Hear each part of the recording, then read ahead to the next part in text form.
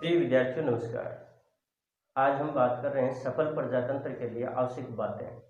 Doctor Bhimrao Ambedkar और भारतीय संविधान के निर्माण में जिन्होंने अभूतपूर्व योगदान दिया,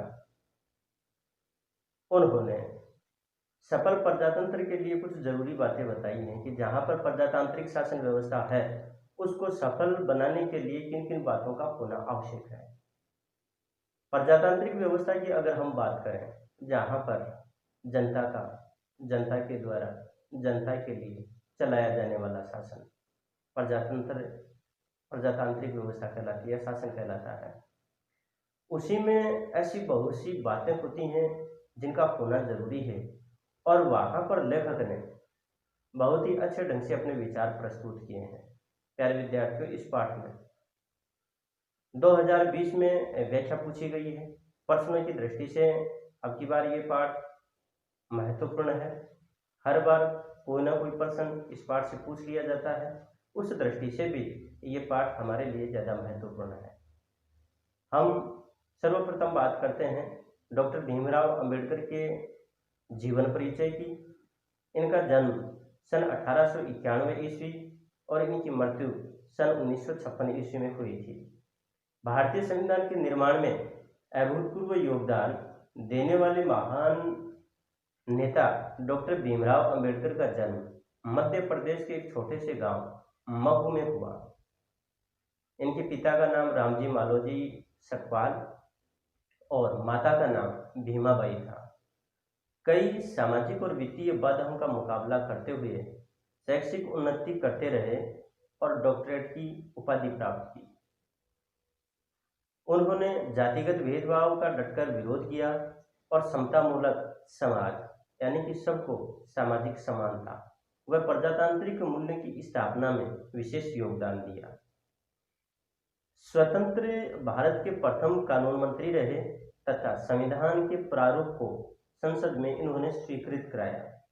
इनकी जो प्रमुख रचनाएं हैं वो हैं the caste in India, their mechanism, genesis and development, the untouchable, who are they, who are the Shudras, Buddha and his Dhamma, thoughts on linguistic states, the problem of the rupee, the evolution of provincial finance in British India, the rise and fall of the Hindu women, annihilation of caste आदि। इनका संपूर्ण वाङ्मय भारत सरकार के कल्याण मंत्रालय द्वारा बाबा साहब अंबेडकर संपूर्ण वाङ्मय नाम से 21 खंडों में प्रकाशित हो चुका है। प्यारे विद्यार्थियों, इस पाठ की जो भाषा है वो पत्रकारिता की भाषा होने के कारण या फिर यूँ कहें प्रशासनिक भाषा की जो शब्दावली है उसका प्रयोग करने के कारण थोड़ा सा ये कठिन सा महसूस होता है, परंतु ऐसी बात नहीं है। हम पूरे मनोयोग से इस पाठ को पढ़ेंगे तो किसी तरह की कोई दिक्कत नहीं होगी। इस पाठ में मूल रूप से 5 बातें बताई गई हैं।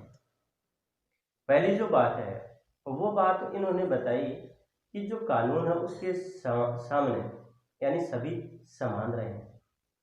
इसी के साथ इन्होंने एक बात ये बताई कि जो सरकार है वो 5 साल में कम से कम एक बार जनता से रूबरू हो और जनता से ये फैसला करवाए कि 5 साल तक उन्होंने जो शासन किया है क्या वो शासन उनके लिए उपयोगी रहा।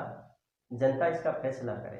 अगर जनता ये चाहे, प्रजा ये चाहे कि नहीं सरकार ने बहुत अच्छा काम किया है तो फिर से उसको चुना जाए, और अगर ऐसा नहीं है तो फिर ऐसी सरकार को अपनी शासन के रूप में वहां पर टिके रहना अच्छी बात नहीं, उसको वहां से हटा दिया जाना चाहिए। कानून के समक्ष समानता की बात आई। एक मजबूत विपक्ष की बात इन्होंने कही है कि मजबूत विपक्ष होना चाहिए, और नैतिकता के पालन की बात कही। वहीं पर इन्होंने जो आत्मनिर्भरता के साथ साथ प्रत्येक व्यक्ति है जो अपने दायित्वों का निर्वहन करे उसके संदर्भ में इन्होंने बात कही है। तो इस प्रकार से यानी बहुत सी ऐसी बातें इन्होंने बताई हैं जिन पर हम बातचीत करेंगे, जिन पर हम चर्चा करेंगे। मेरा प्रयास ये है कि इस पाठ के छोटे छोटे जो टॉपिक के रूप में बनाए जाएं, ताकि आप लोगों को किसी भी तरह की असावधानी नहीं हो, किसी भी तरह की आपको परेशानी नहीं हो। और निश्चित रूप से आपको किसी तरह की यानी परेशानी होगी भी नहीं। इस पाठ को थोड़ा मनोयोग से आप देखिएगा, क्योंकि अमूमन बच्चों की स्थिति यही आ जाती है कि जो भाषा है उसको लेकर कई बार वो उद्वेलित हो जाते हैं। तो पाठ परिचय में इन्होंने बताया है कि पाठ्य पुस्तक के चयनित सफल प्रजातंत्र के लिए आवश्यक बातें भाषण में डॉक्टर भीमराव अंबेडकर ने परिपक्व राजनीतिक मंथन और भारत में लोकतंत्र की मजबूती के लिए आवश्यक उपायों पर बेबाक विचार व्यक्त किए हैं। प्रजातंत्र में चुनी हुई सरकार को जनता के प्रति जवाबदेह होना चाहिए तथा बहुमत को अल्पमत के प्रति अधिक संवेदनशील होने की जरूरत है। लेखक ने दूसरे देशों की स्वस्थ लोकतांत्रिक परंपराओं से प्रेरणा ग्रहण करने तथा भारत में विधायिकाओं में अधिक जवाबदेही व संयंत्र चर्चा की आवश्यकता पर बल दिया है। डॉक्टर अंबेडकर द्वारा प्रजातंत्र की सफलता हेतु दिए गए सुझाव आज भी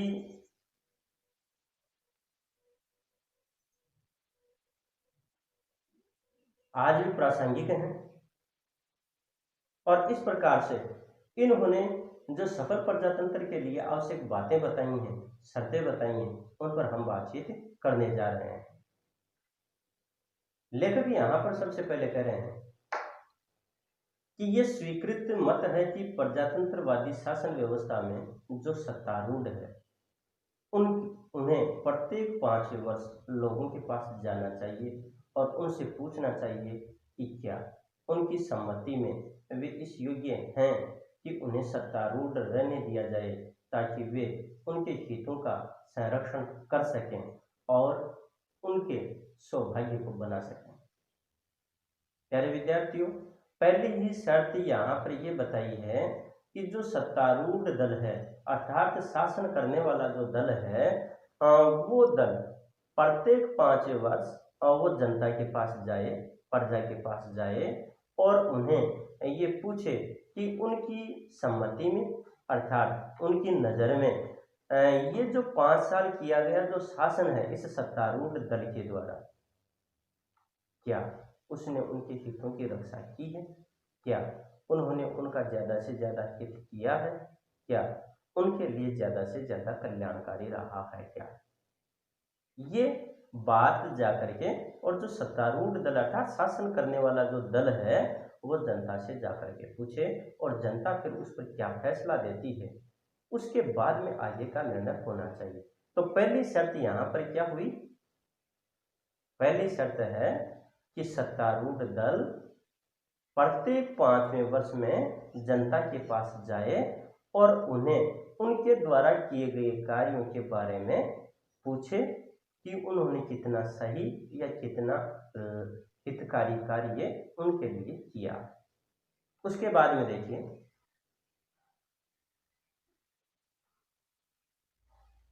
और उनकी आरक्षा कर सकें। प्रजातंत्र का केवल इतने से ही संतोष नहीं होता कि प्रत्येक 5वें वर्ष सरकार की रोकथाम की जा सके और इस बीच के समय में कोई सरकार को कुछ भी न कह सुन सके। प्रजातंत्रवाद चाहता है कि न केवल 5 वर्ष की समाप्ति पर सरकार का निषेध किया जा सके, बल्कि ऐसी भी व्यवस्था होनी चाहिए कि सरकार के विरुद्ध किसी भी समय और तुरंत निषेधात्मक कार्रवाई की जा सके। अब यहाँ पर जो बात कही गई है, पहली बात तो इन्होंने ये बताई कि 5वें साल सत्तारूढ़ दल प्रजा के पास जाए। दूसरी बात इसमें एक और बताई, वो बात यहाँ पर लेखक ने बताई है कि 5 साल के लिए सरकार का चुनाव हो गया। इसका मतलब अब ये नहीं रहा है कि वो 5 साल तक लगातार वो कार्य कर तो रही है, यानी अपने मन के अनुसार कार्य करे। इसका अर्थ ये हुआ कि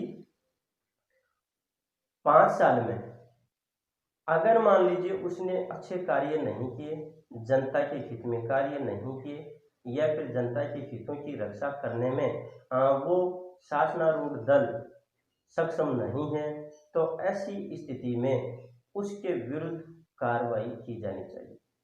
एक बात। दूसरी बात, उसके विरुद्ध निषेधात्मक कार्रवाई करनी चाहिए। निषेधात्मक कार्रवाई करने का तात्पर्य है कि अगर वो अपना शासन कार्य चलाने की स्थिति में नहीं है तो उसको वहां से हटा दिया जाना चाहिए। कई बार अपने देश में जैसे होता रहा है कि जब भी सत्तारूढ़ दल उस क्षेत्र विशेष या राज्य विशेष में अगर शांति नहीं बना सकता है, या वहां पर कोई ऐसी कानूनी पेचीदगियां रह रही हों जिनके कारण जनता है उसमें असंतोष का भाव आ गया है, तो वहां पर जो यानी कि राष्ट्रपति के द्वारा वहां पर राष्ट्रपति शासन लागू कर दिया जाता है। वो तभी होता है जब वहां की सरकार यानी शासनारूढ़ दल है वो असक्षम रहता है। तो बात क्या हुई? बात ये हुई यानी कि अगर जनता की रक्षा करने में सत्तारूढ़ दल सक्षम नहीं है तो उसके विरुद्ध निषेधात्मक कार्रवाई की जानी चाहिए और उसे वहां से हटा दिया जाना चाहिए। आगे यहां पर कह रहा है,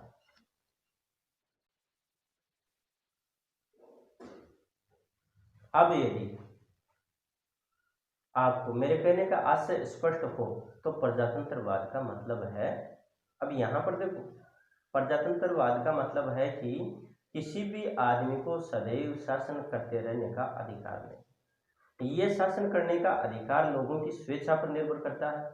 उस अधिकार को लोकसभा भवन में ही चैलेंज किया जा सकता है। आप देखें कि विरोधी पक्ष का होना कितना आवश्यक है। विरोधी पक्ष के होने का मतलब है कि सरकार हमेशा हथौड़े के नीचे रहती है। जो लोग सरकारी पार्टी में नहीं हैं उन लोगों की दृष्टि में भी प्रत्येक सरकारी कार्य का औचित्य सिद्ध होना चाहिए। दुर्भाग्यवश हमारे देश में नाना कारणों से मेरी सम्मति में प्रधान कारण सरकारी विज्ञापनों से मिलने वाली आय हो सकती है। सरकारी पक्ष का कहीं ज्यादा प्रचार होता है, विरोधी पक्ष का बहुत कम। विरोधी पक्ष समाचार पत्रों के लिए किसी आय का साधन नहीं बन सकता। प्यारे विद्यार्थियों, यहाँ पर जो लेखक बात करना चाह रहा है वो बात ये कहना चाह रहा है कि जहाँ निषेधात्मक कार्रवाई की बात हुई, अर्थात जो लेखक है वो ये बताना चाह रहा है कि सत्तारूढ़ दल अगर सक्षम नहीं है तो उसको वहां से हटा दिया जाना चाहिए, उसके पद से या उसकी सरकार को हटा दिया जाना चाहिए। उसी क्रम में यहाँ पर लेखक बता रहा है कि शासन करने का अधिकार लोगों की स्वेच्छा पर निर्भर करता है, यानी कि जनता कितना चाहती है उसी पे निर्भर है। उस अधिकार को लोकसभा में ही चैलेंज किया जा सकता है, वहां पर चुनौती दी जा सकती है।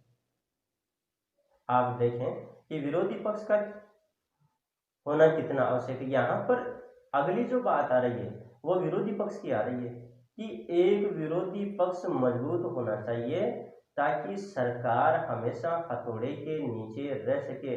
इस कथन का भी आशय है और कथन भी बहुत महत्वपूर्ण है। ये यहाँ से प्रश्न भी बनता है कि सरकार के हथौड़े के नीचे रहने का तात्पर्य है कि अगर विरोधी पक्ष मजबूत होगा तो शासन कार्य जो किए जा रहे हैं उस दल के द्वारा, सत्तारूढ़ दल के द्वारा, उन पर उसकी पैनी नजर होगी। और अगर कोई सा भी गलत कार्य सरकार ने जनता के विरुद्ध अगर कर दिया तो वहां पर वो आवाज उठाएगा।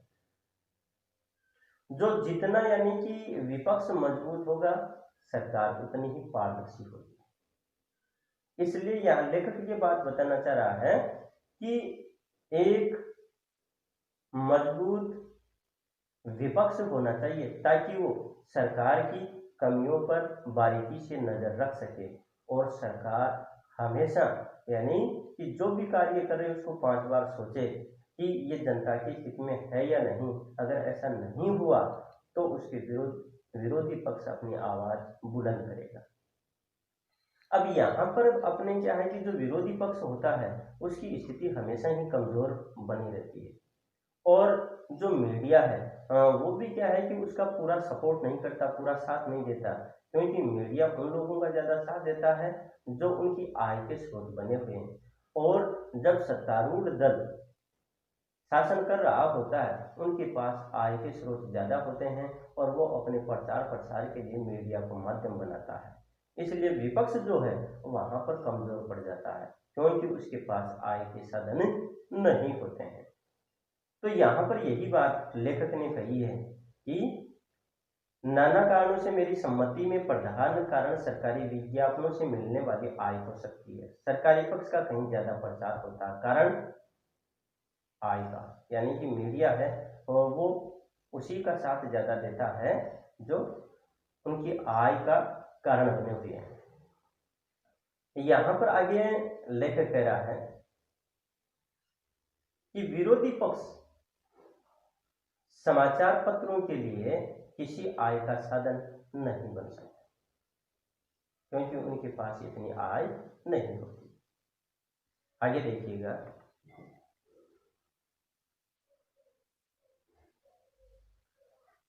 आगे लेकर कह रहा है कि विरोधी पक्ष का बहुत कम, विरोधी पक्ष समाचार पत्रों के लिए किसी आय का साधन नहीं बन सकते।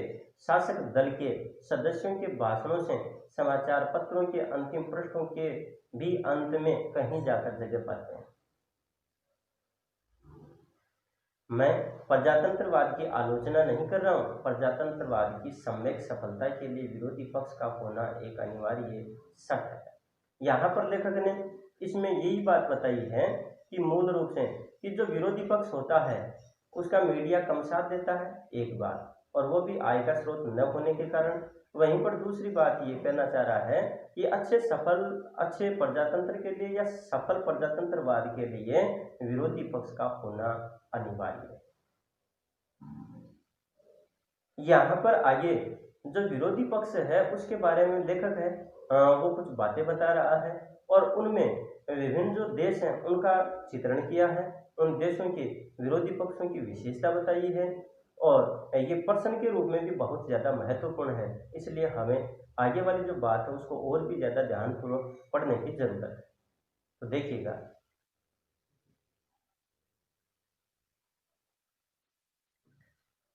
क्या आप जानते हैं कि इंग्लैंड में विरोधी पक्ष के लिए न केवल स्थान है बल्कि विरोधी पक्ष के कार्य को चालू रखने के लिए विरोधी पक्ष के नेता को सरकारी खजाने से वेतन दिया जाता है, उसे एक सेक्रेटरी दिया जाता है, उसे कई सांकेतिक लेखक तथा दूसरे कर्मचारी दिए जाते हैं। लोकसभा भवन में उसके लिए पृथक एक कमरा रहता है जिसमें वह अपना कार्य चलाता है। इसी प्रकार आप देखेंगे कि कनाडा में भी जिस प्रकार प्रधानमंत्री वेतन प्राप्त करता है उसी प्रकार विरोधी पक्ष का नेता भी वेतन प्राप्त करता है। इन दोनों देशों के लोग सोचते हैं कि कोई न कोई होना चाहिए जो सरकार की गलतियों की ओर भी अंगुली निर्देश कर सके। वे चाहते हैं कि सरकारी गलतियां बताने का कार्य सतत निरंतर होता रहना चाहिए, इसलिए वे विरोधी पक्ष के नेता पर रुपया खर्च करना बेकार नहीं समझते। यहाँ पर प्यारे विद्यार्थियों, विरोधी पक्ष के संदर्भ में बात कही है और विरोधी पक्ष के संदर्भ में दो देशों का उदाहरण दिया है, पहला इंग्लैंड, दूसरा कनाडा।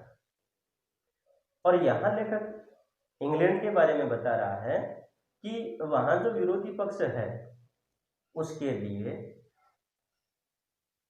निश्चित स्थान होता है कि विरोधी पक्ष के जो व्यक्ति हैं वो अमुक स्थान पर रहेंगे, बैठेंगे और वहां पर सरकार की नीतियां हैं उन पर अपनी पैनी नजर रखेंगे, और वहीं पर उनको सरकारी खजाने से वेतन दिया जाता है, उसे एक सेक्रेटरी उपलब्ध करवाया जाता है, उन्हें सांकेतिक लेखक और अन्य जो कर्मचारी हैं जो जरूरत के हिसाब से हैं वो उपलब्ध करवाए जाते हैं, और लोकसभा भवन में उनके लिए एक अलग पृथक कमरा रहता है और वहीं से वो अपना कार्य चलाते हैं, अर्थात जो सत्तारूढ़ दल है, जो शासन करने वाला दल है उसके ऊपर अपनी नजर रखते हैं।